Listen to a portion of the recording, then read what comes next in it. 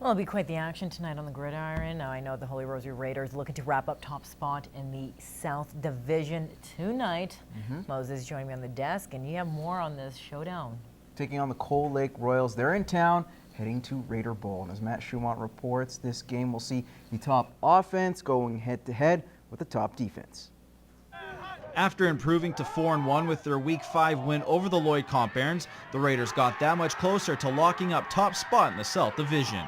It's always good to beat those guys, like with the rivalry and all that stuff.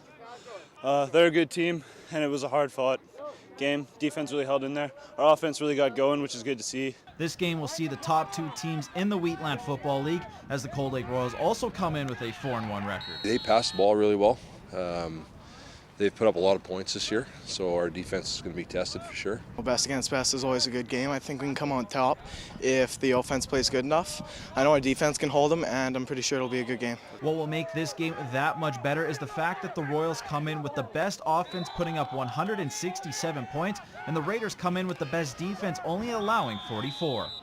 I'm hoping our guys are up to the challenge, and I think they will be. We're having a good week of practice, despite the weather conditions where the kids are working hard. They're excited about playing. It's always an added challenge when a team's coming in with a potent offense and your defense wants to shut them down. It's going to be fun. It's going to be pushing back and forth the whole game, I'm sure of it. Lots of hard hits, lots of good passes. I'm sure we'll pick them off a couple times and they'll get a bunch of throws on us, but it'll be fun to watch, I'm sure. Matt Schumont, Newcap Sports. All right, we'll stick with high school football. Last night, the Lloyd Comp Barons took on the Wainwright Commandos to get to 500 this season. The Barons were never in doubt, coming up with a 21-8 win. Up next for the Purple and Gold is a rematch with their crosstown rivals, Holy Rosary, final game of the regular season. Now, it was a year of firsts for the Lakeland Rustlers women's volleyball program. The first time they hosted a national event, the first time they picked up a national medal, but that was last year. The team is full of fresh faces, and the veterans that are still on the team will look to take a bigger role this time around. They all call me mom, like I'm the oldest on the team, so.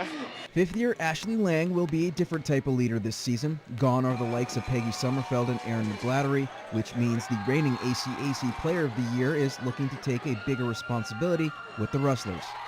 I have to be the mature one now, like kind of tell them and show them the ropes and like how everything's done, like in the weight room, and giving them like the right examples in class and stuff. Ashley, along with second-year Laura Popplestone, are the only returning starters from last year's national squad. A night and day scenario for the Brandon, Manitoba native. Coming in as one of the only new girls last year, you kind of had to find your role. This year we're doing the same thing, we're finding our roles.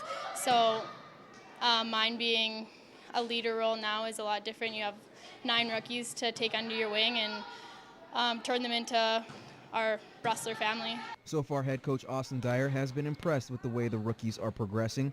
He also sees improvement from his second and third years who could fill the roles in the starting lineup. Some of the players that we had on the bench last year would have been starting on most other teams. Michelle Lang in the middle has just been waiting for her chance to play, and now that we lost some of our middle, she's going to have her shot right off the hop, and I think we're going to see some pretty good things from her. I've been waiting for this, and now I have this opportunity, and I'm not going to take it for granted. So it'll be exciting to get out there and do what I can do for the team. From the outside looking in, it might be hard to compare this year's squad to the team that finished second in the country a year ago. But according to Coach Dyer, that was last season and shouldn't be used as a barometer for the new class of Rustlers. As long as we put them all together and we work as hard as we can, we should have a shot come the end of the year, and be within playoffs, anything can happen. We're up in Edmonton and we saw glimpses of like how good our team is going to be, and so it was exciting and it's something to work towards. The Lloydminster Bobcats have been rolling as of late, taking 5 of their last 6 games. And as Matt Schumont tells us, they're meeting against the Sherwood Park Crusaders on Sunday. The Cats have a chance to leapfrog the Crew in the North Division standings. Heading into the year, the Bobcats broke the year into 10-game segments. And after their first segment, the Cats met their goal, winning 6 of their first 10 games. It was a little bit tough off the start, trying to get familiar with everyone and the team. But I thought the last 3 quarters of our 10 games are awesome. Brought together and got some big wins. We had a really rough start. 1 and 3 was really kind of put us behind the 8 ball. But to come back and battle back and win those next couple games and be able to finish 6 and 4 like above 500 and get those points was really big for us. Winning 5 of their last 6, the Cats have had early success on the road, winning their last 4 road games. Head coach Gary Van Herway says he gives a lot of credit to his guys for getting mentally ready. That's a big part of the road game. It's a mental part of it, preparing yourself and making sure that you are ready to play when you get there. So I think character-wise, mental-wise, these guys are just ready to play when they get on the road. Just been sticking to our systems and executing, and just relying on each other. And yeah, I don't know, we've been able to string a couple of big wins on the road, and that's huge for momentum. The Cats will now have 5 days off before a Sunday afternoon tilt with the Sherwood Park Crusaders.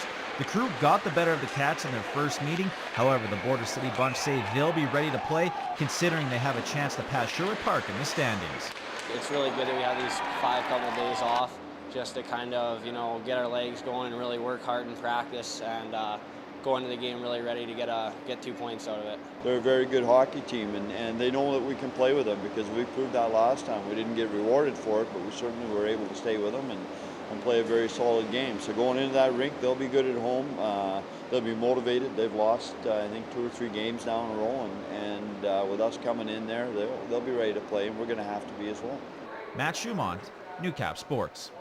Thanks a lot, Matt. Meanwhile, the Bonneville Pontiacs were in action last night, falling 8-3 to Grand Prairie. The Yaks are in Whitecourt tonight to snap a 4-game losing skid. And elsewhere, Junior B, the Lloydminster Bandits head to Saddle Lake to take on the Warriors, while the Vermilion Tigers head to Onion Lake to face the Chiefs.